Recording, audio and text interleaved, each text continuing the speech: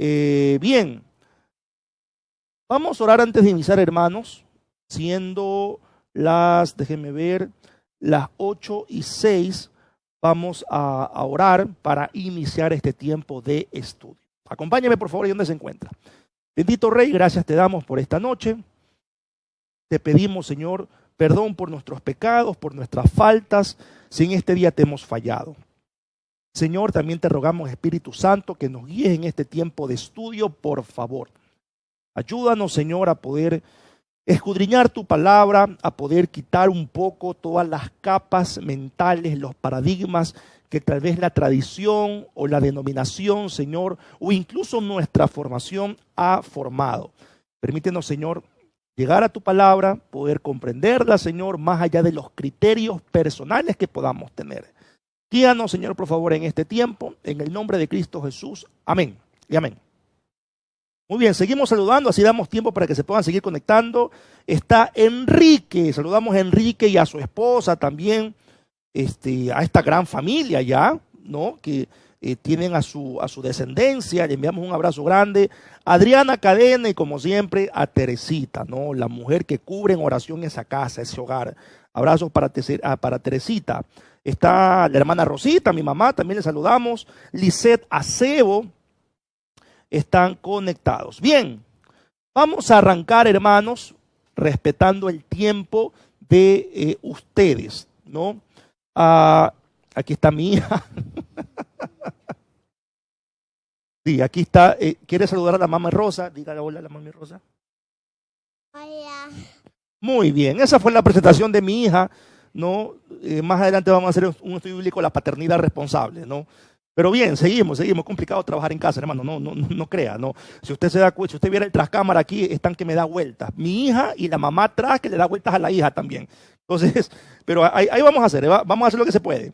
Saludamos a Jackie Romero, saludamos a Alexandra Quijije y bien, a todos los hermanos. Hoy vamos a revisar el texto de Malaquías, capítulo 3. ¿No? Malaquías, seguimos con esta serie de las maldiciones que ha gustado mucho, ¿no? Malaquías es el último libro del Antiguo Testamento, no hay cómo perderse. Malaquías capítulo 3, el verso 9, ¿no? Esa fue la pregunta que creo que Salomón nos hizo la semana pasada. Malaquías 3:9, que dice: malditos sois con maldición, porque vosotros, la nación toda, me habéis robado. ¿Ya? Entonces, cuando Salomón me preguntaba acerca de este tipo de maldición, yo le dije que este texto requería un estudio bíblico completo, porque hay algunos detalles que debemos conocer antes de llegar al verso 9, ¿no? Y lo que viene después del verso 9. Entonces, esos detalles los vamos a revisar ahora mismo. Recuerden, hay una presentación, hoy sí hay presentación, hermanos. Voy a subir el link para que usted más adelante vea, pueda tomar apuntes. Este material no es mío, usted lo puede usar si le sirve y si lo quiere para sus clases de estudio bíblico, de instituto, de seminario, etcétera. Ojalá le sirva, pero no hay copyright aquí, no hay derechos de autor. A ver, vamos por partes. Malaquías, ¿no? Malaquías. El autor, perdón, en realidad Malaquías podría ser un título y no necesariamente un nombre propio, ¿no? Esa es una línea de pensamiento que hay. Malaquías significa mi mensajero, u otra traducción dirá mensajero de Jehová, ¿no? Pero básicamente es mensajero. Entonces podría referirse a algún título y no a un nombre propio. ¿Por qué se piensa esto?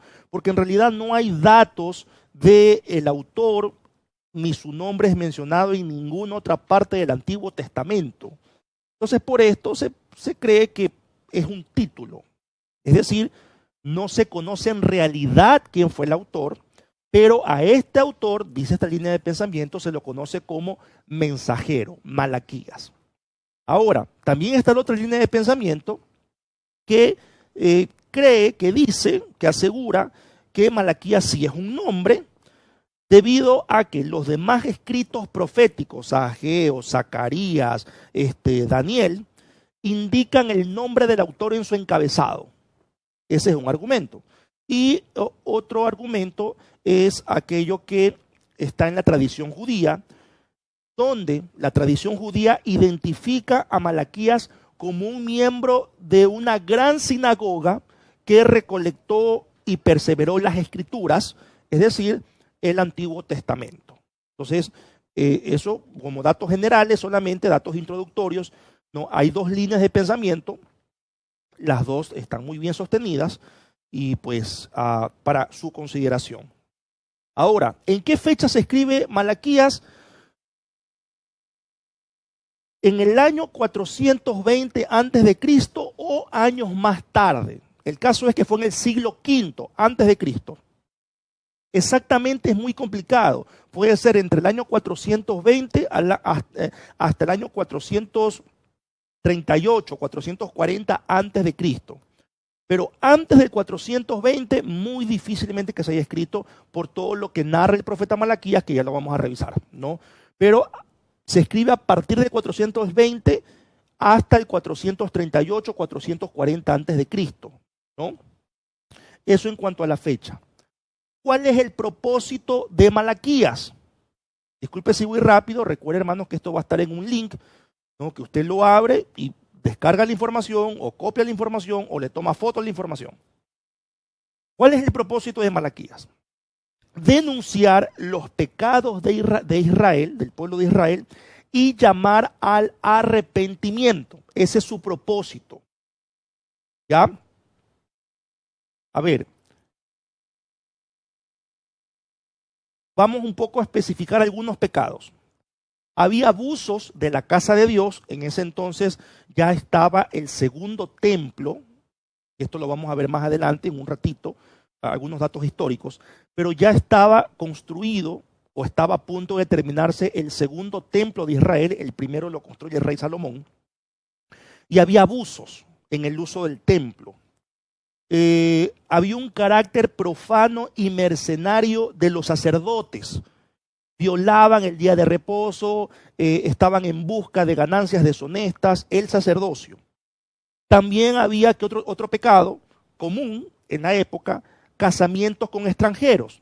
Los hombres se divorciaban de manera ilegal de las mujeres judías para casarse con gentiles, es decir, con mujeres no judías, ¿no? Eso pasaba en este tiempo y tal vez hoy pasa también en algunos hermanos, ¿no? Que se divorcian así, buscan cualquier pretexto y se van con la otra.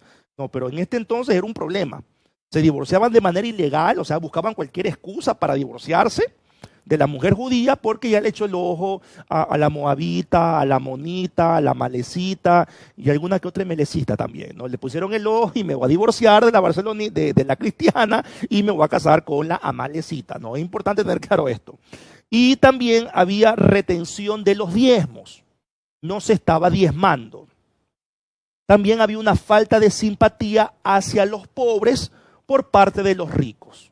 O sea, había un desprecio total. O sea, son algunos pecados que Malaquías denuncia y que luego llama al arrepentimiento.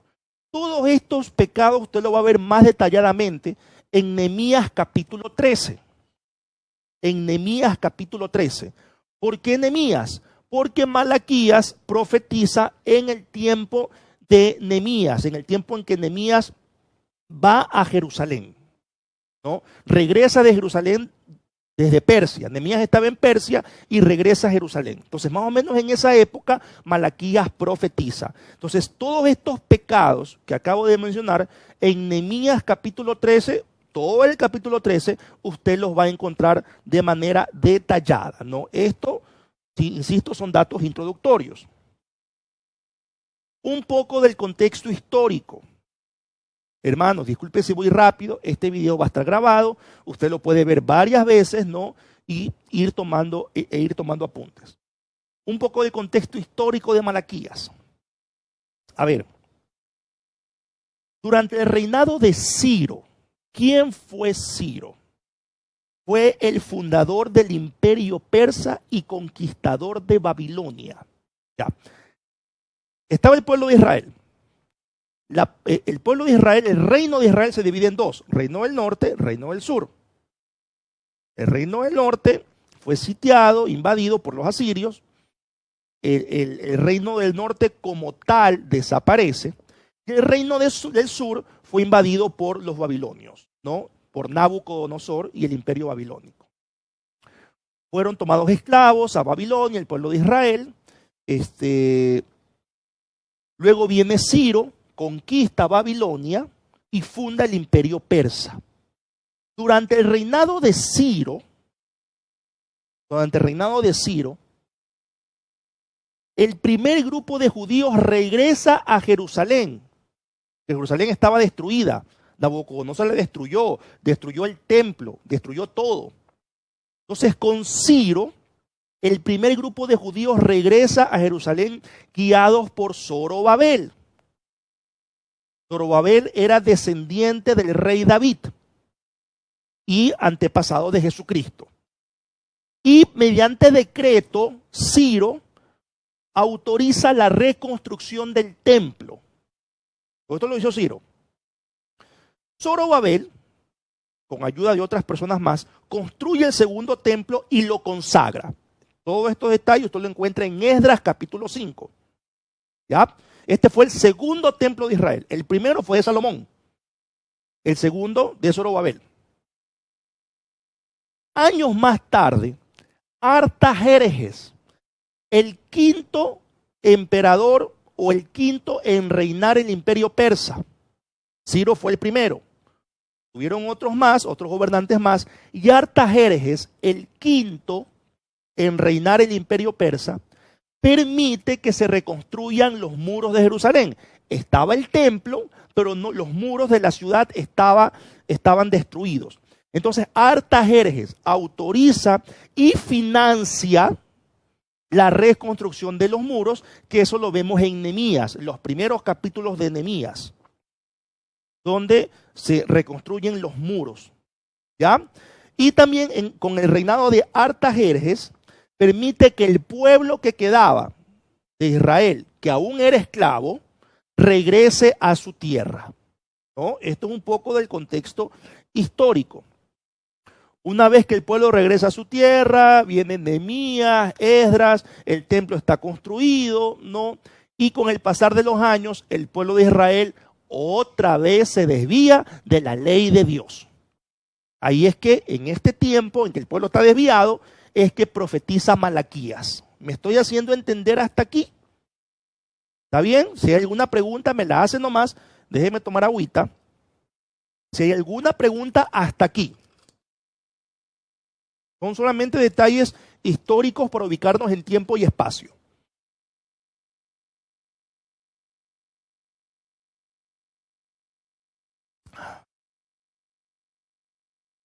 ¿Está todo claro? Muy bien. Perdón. Listo. Muy bien. Seguimos. Ahora, vamos a Malaquías capítulo 3, que es donde está el verso 9 de maldito sois con maldición. En Malaquías 3, los primeros 6 versículos de Malaquías 3, los primeros 6 versículos, se refiere a la profecía o se profetiza a Juan el Bautista en el verso 1. No es tema de estudio, pero permíteme leerlo rápidamente. En Malaquías 3:1, he aquí yo envío mi mensajero, el cual preparará el camino delante de mí, vendrá súbitamente a su templo el Señor, a quien vosotros buscáis, y el ángel del pacto, a quien deseáis vosotros, he aquí viene, ha dicho Jehová de los ejércitos. Entonces, este primer versículo de Malaquías 3, dicen los eruditos que está hablando de Juan el Bautista, el que preparó el camino para la primera venida de Jesucristo. Los siguientes versículos comienza a hablar de las ambas venidas del Señor. De la primera venida, que ya fue, cuando Jesucristo vino, Dios hecho hombre, y de la segunda venida de Cristo. Ya ahí se combinan ambas. ¿Por qué razón? Porque varios profetas ven ambas venidas de Cristo como entrelazadas, como un solo horizonte.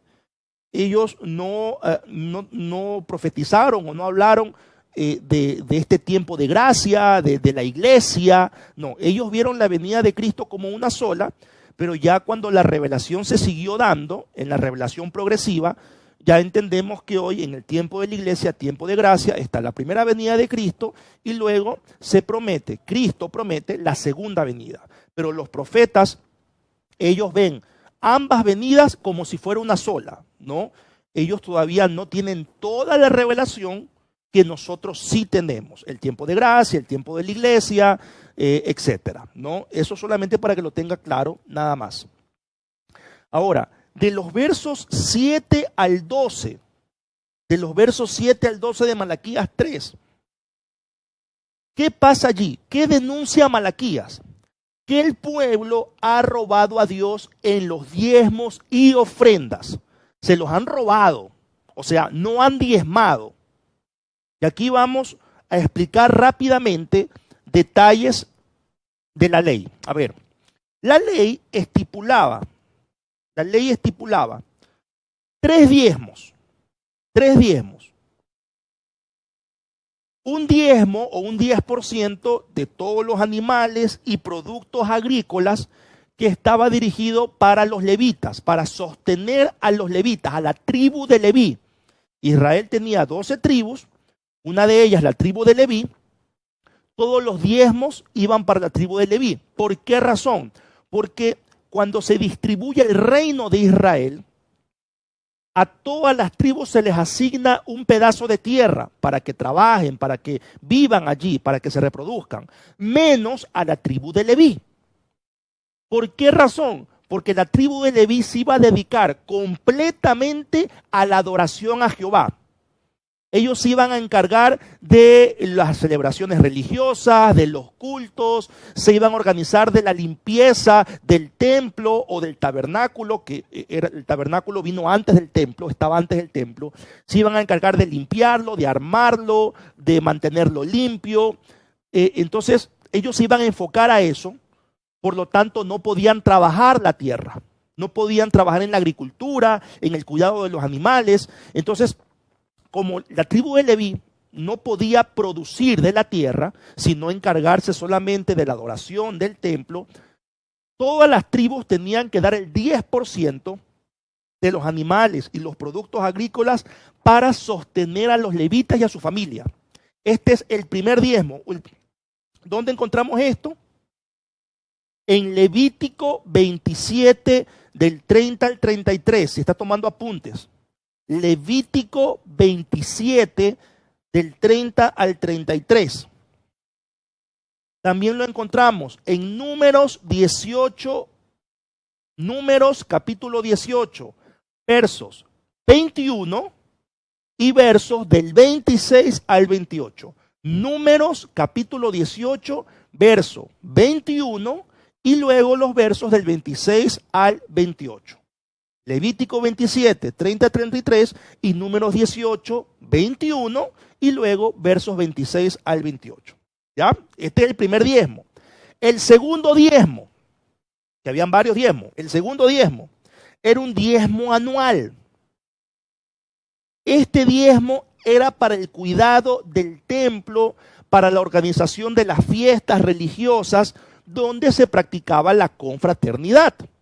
Entonces, cuando eran las fiestas religiosas judías, ¿no? Que eran tres fiestas que había que celebrarlas, fiestas religiosas, iban de todas las tribus a Jerusalén, iban al templo, ¿no? Y con ese diezmo, que era anual, que daban todas las tribus, se organizaban pues los sacrificios, se organizaba todo lo que es el adorno, la ornamentación de la ceremonia, se limpiaba el templo, se cuidaban los utensilios del templo, ¿no? Y también habían celebraciones, fiestas, comida, etcétera, ¿no? Entonces, este segundo diezmo era anual. ¿Dónde usted encuentra esto? En Deuteronomio 14, Deuteronomio capítulo 14, versos del 22 al 27. Por tiempo, hermanos, no vamos a leer todos los textos, ¿no? Son bastantes. Pero para que usted lo tenga apuntado allí, en cualquier momento lo pueda leer.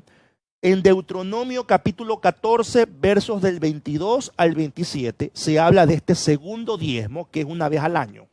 Deuteronomio 14, del 22 al 27. Había un tercer diezmo, ¿no? En la ley. Este tercer diezmo estaba destinado para el extranjero, para la viuda, para los huérfanos.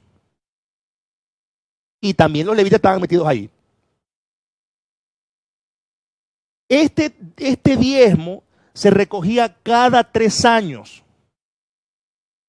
¿Dónde encontramos eso? En Deuteronomio capítulo 14, versos 28 y 29. Deuteronomio 14, versos 28 y 29. Entonces, este diezmo era para la viuda, el huérfano, para el extranjero, para atenderlo, ¿no? Para ayudarlo. Entonces, Deuteronomio 14, versos 28 y 29. Eran 3 diezmos que había. Ninguno de estos 3 se estaban dando. El pueblo no estaba diezmando. No estaba haciendo nada. Pero, el verso 8 de Malaquías 3 nos habla de diezmos y ofrendas. Lee el verso 8. ¿Robará el hombre a Dios?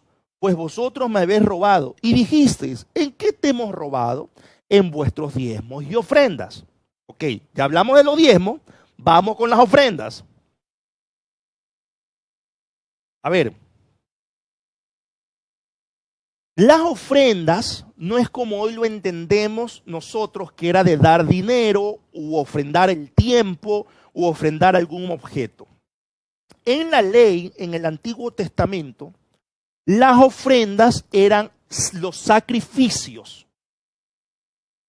Cuando usted lee sacrificios en el Antiguo Testamento, que sacrificaban un cordero, a un macho cabrío, era una ofrenda. ¿Sí? Entonces, eran ofrendas o sacrificios. ¿Cuántos sacrificios u ofrendas había en la ley? 5 tipos de sacrificios o de ofrendas. De estos 5, 3 eran voluntarios y 2 eran obligatorios. Así de complejo era vivir bajo la ley. Para los hermanos que les gusta el Antiguo Testamento y quieren vivir bajo el Antiguo Testamento, no hay que vivirlo a medias. Si lo va a vivir, vívalo completo. Porque era complicadísimo, un pocotón de ritos que había. Ahora, ¿cuáles eran las 3 ofrendas o los 3 sacrificios voluntarios? Rápidamente. La ofrenda o el sacrificio del holocausto. Esto está en Levítico capítulo 1. Todo el capítulo 1 de Levítico. En Levítico capítulo 6, versos del 8 al 13. Levítico capítulo 6, versos del 8 al 13. En Levítico capítulo 8, versos del 18 al 21. Levítico capítulo 8, versos del 18 al 21. Y Levítico 16, verso 24. No los vamos a leer porque por el tiempo y solamente para que lo tengan como referencia. Repito, la ofrenda del holocausto o el sacrificio del holocausto, Levítico capítulo 1, Levítico capítulo 6, versos del 8 al 13, Levítico capítulo 8, versos del 18 al 21 y Levítico capítulo 16, verso 24. ¿Ya? Todo esto, hermano, va a estar en el link para que usted lo revise más tarde o puede ver nuevamente el video, ¿no? El segundo sacrificio u ofrenda voluntaria, la ofrenda del cereal. Esto está en Levítico capítulo 2 y en Levítico capítulo 6 del 14 al 23. La ofrenda de cereal, Levítico capítulo 2 y Levítico capítulo 6 del 14 al 23. La tercera ofrenda que era voluntaria. Usted si quería la daba, si no, no. La ofrenda de paz. Esto está en Levítico capítulo 3 y en Levítico capítulo 7, versos del 11 hasta el 34. La ofrenda de paz, Levítico capítulo 3 y Levítico capítulo 7, versos del 11 al 34. Tiene bastante material de lectura allí. Ahora, las dos ofrendas obligatorias. Las dos ofrendas obligatorias. La que no es que si a usted sentía en su corazón hacerlo, si le daba la gana. No. Las ofrendas obligatorias. La ofrenda por el pecado, por pecados intencionales, ¿no? Que cualquier persona iba y se presentaba al sacerdote, ¿no? Y presentaba su ofrenda o su sacrificio. ¿Ya?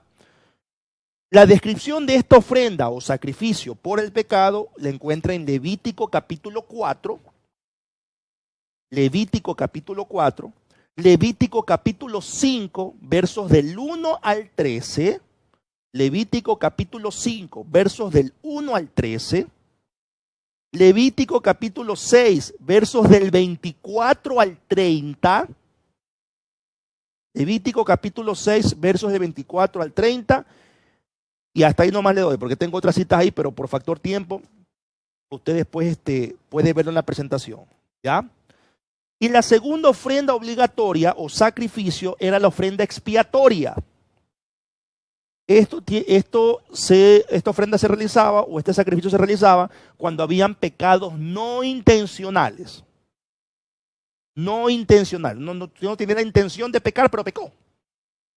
Entonces, la descripción de esta ofrenda o de sacrificio está en Levítico capítulo 5, versos del 14 al 19. Levítico capítulo 5, versos del 14 al 19.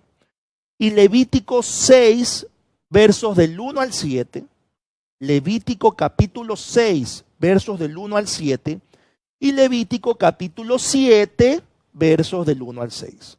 Levítico capítulo 7, versos del 1 al 6. Esta ofrenda por el pecado y la ofrenda expiatoria, las que eran obligatorias, era distinta a el día de expiación, que se lo hacía una vez al año. El día de expiación lo hacía el sumo sacerdote, ofreciendo sacrificio y entrando al lugar santísimo donde estaba la presencia de Dios.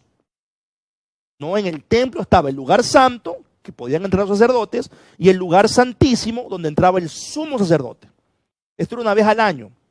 Ahí el sumo sacerdote pedía perdón por los pecados de todo el pueblo. Pero estas ofrendas o estos sacrificios de pecado y también el sacrificio expiatorio eran por pecados personales. La ofrenda por el pecado era por pecados intencionales y la ofrenda expiatoria por pecados no intencionales. Esto no lo hacía el sumo sacerdote. Uno llevaba el sacrificio, el animal, el alimento y se lo daba a los sacerdotes o al sacerdote de turno.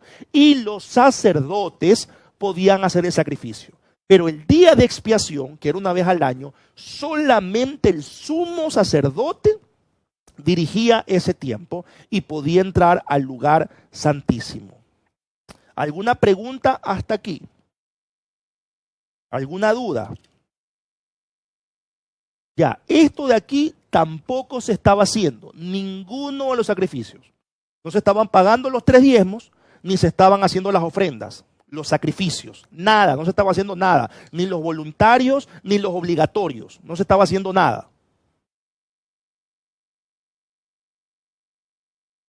Y para Dios esto era un robo. Esto era un robo. ¿Alguna pregunta?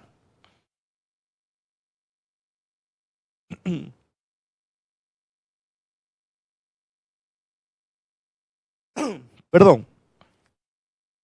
Muy bien. Ahora, ¿por qué el énfasis, hermano? O sea, ¿por qué Malaquías dedica una porción para hablar de los diezmos y ofrendas? ¿Qué pasaba si no se diezmaba? ¿Qué pasaba si no se ofrendaba?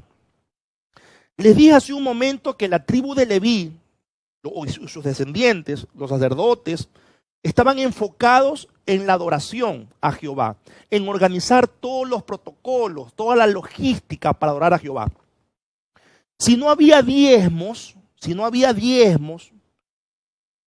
no había con qué sostener a los levitas. Por lo tanto, los levitas, o los sacerdotes, que es lo mismo, abandonaban su ministerio. porque tenían que trabajar la tierra, se convertían en agricultores, que era básicamente el trabajo común, la agricultura y el cuidado de animales, de ovejas, etc. Entonces, como tenían que comer y no recibían los diezmos, los sacerdotes o los levitas dejaban su ministerio, dejaban de cuidar el templo, no se ocupaban de la vida religiosa del pueblo y comenzaban a trabajar la tierra para mantener a sus familias. Es decir, sin los diezmos se paralizaba la vida religiosa del pueblo, y no solo eso, también sufrían las viudas y los huérfanos, porque el pueblo no diezmaba, porque parte de ese diezmo o uno de esos 3 diezmos era para las viudas y los huérfanos. Entonces no solamente se paralizaba la vida religiosa, sino que también las viudas y los huérfanos sufrían. ¿Ya? Por eso es el énfasis de Malaquías en los diezmos y ofrendas. Vamos con el verso 9. El maldito sois con maldición.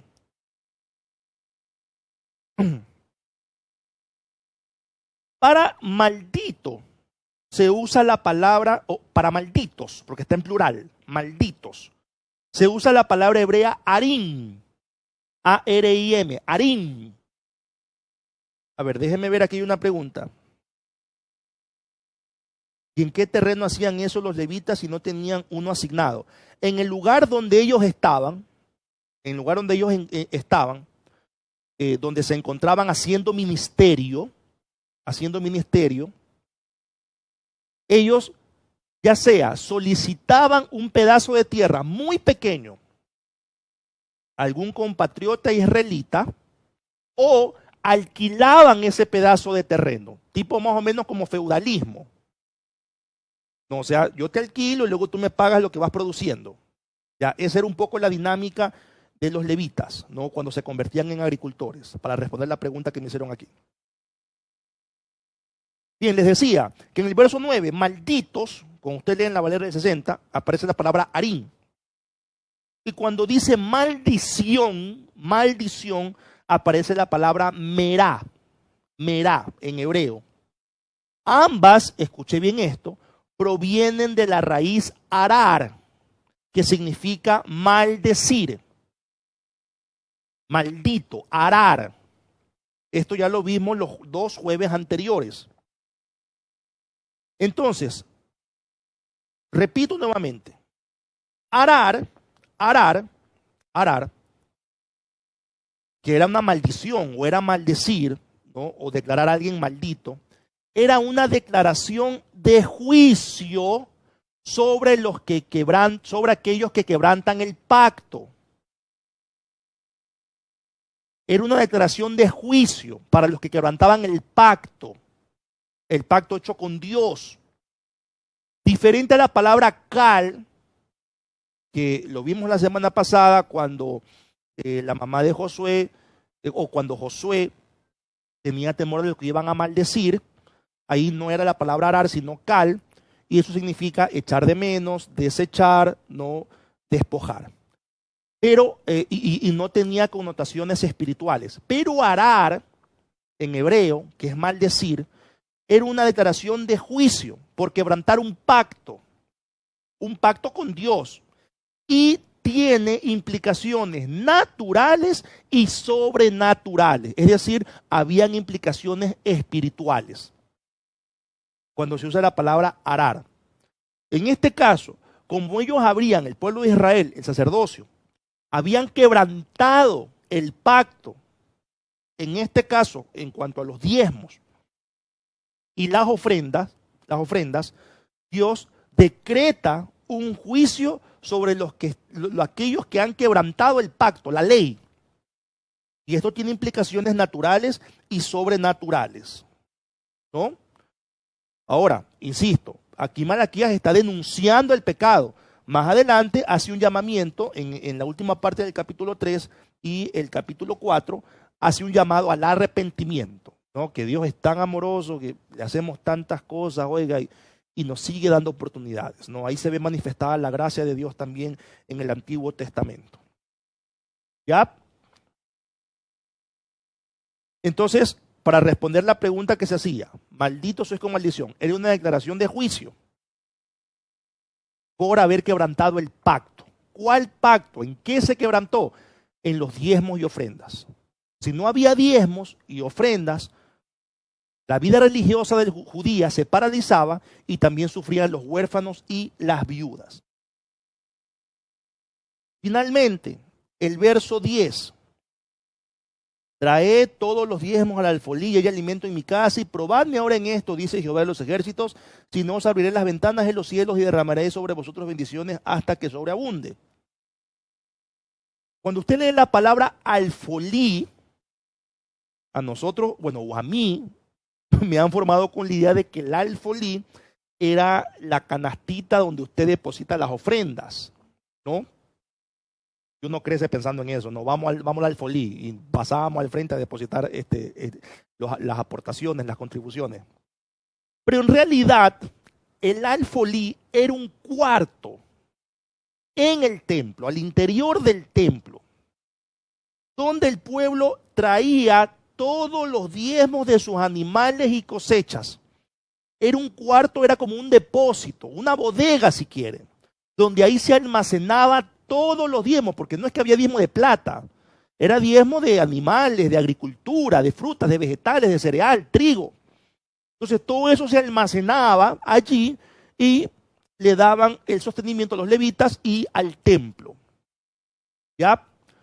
Entonces el alfolí no es que era la caja donde hoy se depositan las ofrendas. El alfolí era un cuarto, como una bodega donde se almacenaba los diezmos para poder darle el uso correcto. Ahora el verso 11. Reprenderé también por vosotros al devorador y no os destruirá el fruto de la tierra, ni vuestra vid en el campo será estéril, dice Jehová de los ejércitos. Muchos han espiritualizado esta palabra devorador. Están hablando que es el diablo, ¿no? Que es el destructor, el devorador, por alguna referencia tal vez del Nuevo Testamento. Pero aquí, en hebreo, la palabra devorador traduce el que consume, el que come, el que devora, se traduce como plaga, y se refiere, como se está hablando, como los diezmos eran de los animales, diezmos de la tierra. Cuando se habla de devorador, hace referencia a langostas, insectos u otras enfermedades que afectan los cultivos. No está hablando del diablo. Está hablando de una plaga que afecta a los cultivos. Si usted ve otras traducciones, por ejemplo, la Nueva Traducción Viviente, la Nueva Versión Internacional, Dios habla hoy, entre otras, no van a decir cuando habla de devorador, diablo, Satanás, no, van a decir langosta, plagas, insectos, enfermedades. Entonces no hay por qué espiritualizar esto. Por eso yo a veces digo que hay cristianos que ven demonios en todos lados. No, o sea, leamos lo que dice el texto. No comencemos a especular. ¿Ya? Entonces, Dios les está diciendo que si cumplen sus diezmos, Él los va a bendecir abundantemente, va a reprender toda plaga, va a rechazar, a evitar que cualquier plaga devoradora destruya los cultivos, el trabajo de la tierra, del campo. Y de esa manera puedan seguir diezmando y ofrendando también. Bien, eso, hermanos, hasta el estudio de hoy. Maldito sois con maldición es una declaración de juicio por quebrantamiento del pacto. ¿Cuál pacto? En Malaquías 3:10, en Malaquías 3, perdón, del 7 al 12, no diezmar y ofrendar. Gracias por escucharnos.